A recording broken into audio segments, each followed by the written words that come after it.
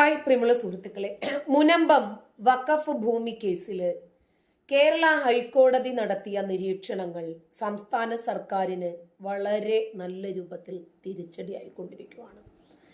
നിലവിൽ ഈ വിഷയത്തിൽ ജുഡീഷ്യൽ കമ്മീഷനെ നിയമിക്കുകയാണ് സർക്കാർ ആദ്യം ചെയ്തത്. ഈ നിയമനത്തെ തന്നെ ചോദ്യം ചെയ്യുകയാണ് കേരള ഹൈക്കോടതി.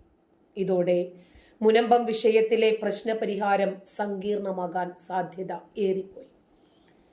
ഹൈക്കോടതിയുടെ നിരീക്ഷണങ്ങൾ വഖഫ് സ്വത്തുക്കളിലെ ഉടമസ്ഥാവകാശവും കേന്ദ്ര സംസ്ഥാന അധികാരങ്ങളുടെ ബന്ധവും സംബന്ധിച്ച ഭാവിയിലെ നിയമ ചർച്ചകളെ ആകർഷിക്കാനും സാധ്യതയുണ്ട്. മുനമ്പത്തെ 104 ഏക്കർ വഖഫ് ഭൂമിയാണ് എന്ന് സിവിൽ കോടതി കണ്ടെത്തിയിട്ടുണ്ടായിരുന്നു. എന്നാൽ ഈ വിഷയത്തിൽ വീണ്ടും അന്വേഷണം നടത്താൻ ഒരു ജുഡീഷ്യൽ കമ്മീഷനെ നിയോഗിച്ചതിന് പിന്നാലെ ഹൈക്കോടതി ഇടപെട്ട് വഖഫ് സ്വത്തുക്കളെ സംബന്ധിച്ച നിയമത്തിന്റെ അടിസ്ഥാനപരമായ കാര്യങ്ങൾ വ്യക്തമാക്കി.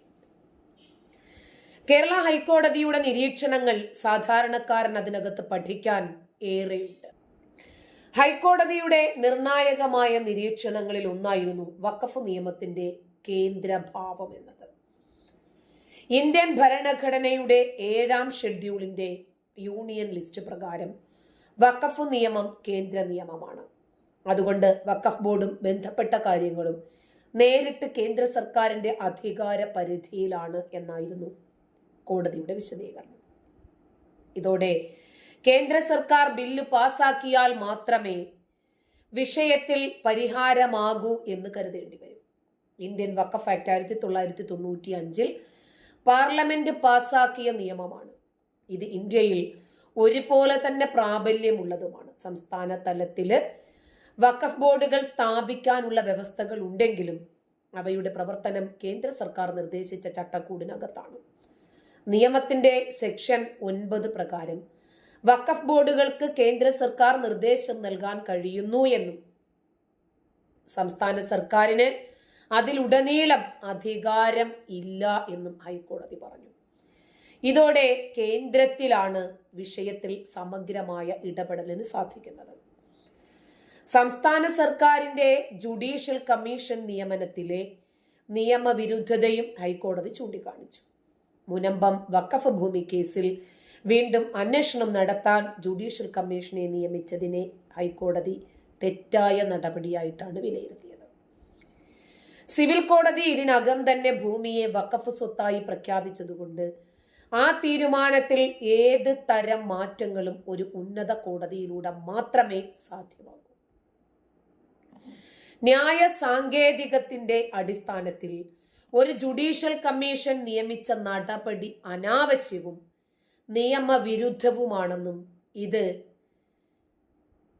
പ്രകാരം സമത്വം സൃഷ്ടിക്കുന്നതാണെന്നും ഹൈക്കോടതി വ്യക്തമാക്കി.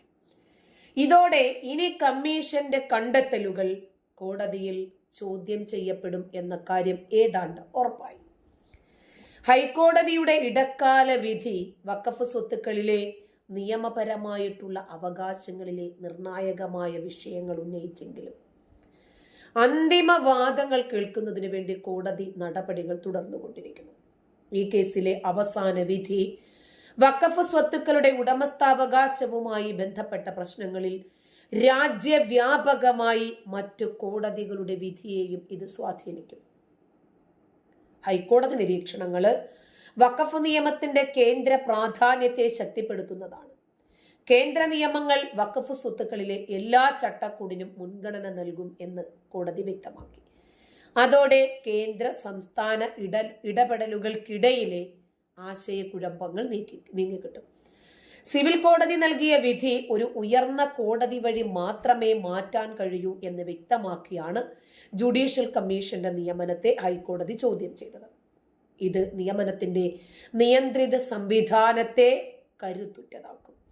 ഈ കേസിലെ നിരീക്ഷണങ്ങൾ മറ്റൊരു വഖഫ് സ്വത്ത് കേസിലും ഇന്ത്യൻ നിയമത്തിനുള്ള ചട്ടക്കൂടുകൾ എങ്ങനെ പ്രയോഗിക്കാം എന്നതിന് മാർഗരേഖ നൽകുകയും ചെയ്യും.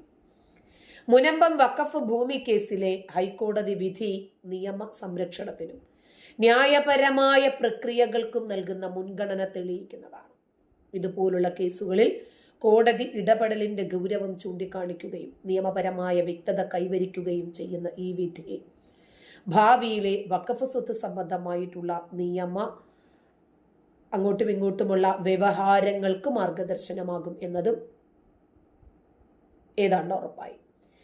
എന്നാൽ മുനമ്പം വഖഫ് ഭൂമി വിഷയത്തിൽ സർക്കാർ നിയോഗിച്ച ജസ്റ്റിസ് CN രാമചന്ദ്രൻ നായർ ചെയർമാനായിട്ടുള്ള കമ്മീഷന്റെ ഹിയറിംഗ് നടപടികൾ പൂർത്തിയായിട്ടുണ്ട്. മുനമ്പത്തെ 404.76 ഏക്കർ ഭൂമി വഖഫാണ് എന്ന നിലപാടിൽ ഉറച്ചാണ് വഖഫ് ബോർഡും വഖഫ് സംരക്ഷണ സമിതിയും വ്യാഴാഴ്ച നടന്ന അവസാന ഹിയറിംഗിൽ വാദം ഉന്നയിക്കുന്നത്. കേരള മുസ്ലിം ജമാഅത്ത് കൗൺസിലും ഇതേ നിലപാട് തന്നെയാണ് സ്വീകരിച്ചത്. റീസർവേ നടത്തി ഭൂമി അളന്ന് തിട്ടപ്പെടുത്തണമെന്നും വിവിധ സംഘടനകൾ ആവശ്യപ്പെട്ടിട്ടുണ്ട്. ഭൂമി വിറ്റ ഫാറൂഖ് കോളേജിൽ നിന്ന് നഷ്ടപരിഹാരം ഈടാക്കണമെന്ന നിലപാട് വഖഫ് ബോർഡ് ആവർത്തിച്ചു പറഞ്ഞു. 1976 പറവൂർ സബ് കോടതി മുമ്പാകെ 4 തവണ വഖഫാണ് എന്ന് സത്യവാങ്മൂലം നൽകിയ ഫറൂഖ് കോളേജ് അധികൃതർ ഇപ്പോൾ മാറ്റിപ്പറയുന്ന ഭൂമി വിൽപ്പന സാധൂകരിക്കാൻ മാത്രമാണ് എന്ന് ദക്ഷിണ കേരള ജമിയത്തുൽ ഉലമ സംസ്ഥാന ജനറൽ സെക്രട്ടറി തൊടിയൂർ മുഹമ്മദ് കുഞ്ഞ് മൗലവി കമ്മീഷന് മുമ്പാകെ ആവർത്തിച്ചു പറഞ്ഞു.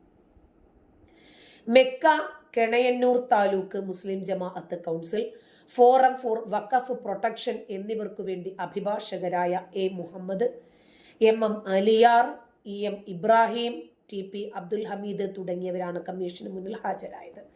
ജമാഅത്ത് ഫെഡറേഷനു വേണ്ടി സംസ്ഥാന president Kadakkal Abdul Aziz Moulavi, working president Muhammad Zakir Erattupetta, legal forum സംസ്ഥാന convener advocate Kuttiyil Shanavas, Pangode Kamaruddin Moulavi, VH Muhammad Moulavi, MB Abdul Khader Moulavi, MM Jaleel Punalur എന്നിവരും കമ്മീഷന് തെളിവുകൾ കൈമാറി. ഇപ്പോൾ സമരം നടക്കുന്ന ആരാധനാലയം തന്നെ രേഖയിലുള്ളതിനേക്കാൾ വലിയ രൂപത്തിൽ ഭൂമി കൈവശം വെച്ചിട്ടുണ്ട് എന്ന ആരോപണം കമ്മീഷൻ പരിശോധിക്കണം എന്ന് സാമൂഹിക നീതി സംരക്ഷണ പ്രസ്ഥാനത്തിന് വേണ്ടി ചെയർമാൻ PA പ്രേം ബാബു ആവശ്യപ്പെട്ടു. കുഴിപ്പിള്ളി വില്ലേജിലെ 201/3 എന്ന സർവേ നമ്പറിൽ പെടുന്ന പ്രസ്തുത ആരാധനാലയത്തിന്റെ വില്ലേജിൽ നിന്നുള്ള രേഖകൾ അദ്ദേഹം ഹാജരാക്കി.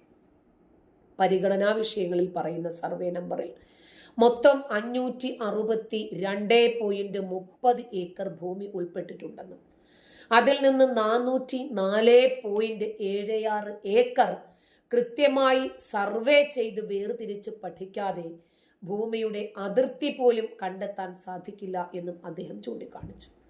മുനമ്പത്തേത് വഖഫ് ഭൂമി അല്ല എന്നതിന് മുഖ്യ തെളിവ് സിദ്ദീഖ് സേട്ട് 1950 എഴുതിയ കരാറ് തന്നെയാണെന്നും വഖഫ് എന്ന ആശയത്തിൽ നിന്ന് തന്നെ അതിന് ഒരു രൂപത്തിലും നിരക്കാത്ത 2 വ്യവസ്ഥകളാണ് ആ രേഖയിലുള്ളതെന്നും വഖഫ് ബോർഡ് അത് കണ്ടില്ല എന്ന് നടിച്ചെന്നും മുനമ്പം ഭൂസംരക്ഷണ സമിതി ഭാരവാഹികൾ പറഞ്ഞു.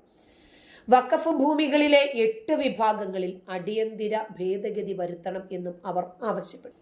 ഒരു ഭൂമി അള്ളാഹുവിന്റെ പേരിൽ വഖഫ് ചെയ്തു കഴിഞ്ഞാൽ ആ ഭൂമി വൺസ് വഖഫ് ഓൾവേസ് വഖഫ്, ലൈഫ് ടൈം വഖഫിനുള്ളതാണ്, അള്ളാഹുവിന്റെ പേരിൽ തടഞ്ഞു വെക്കപ്പെട്ടതാണ്.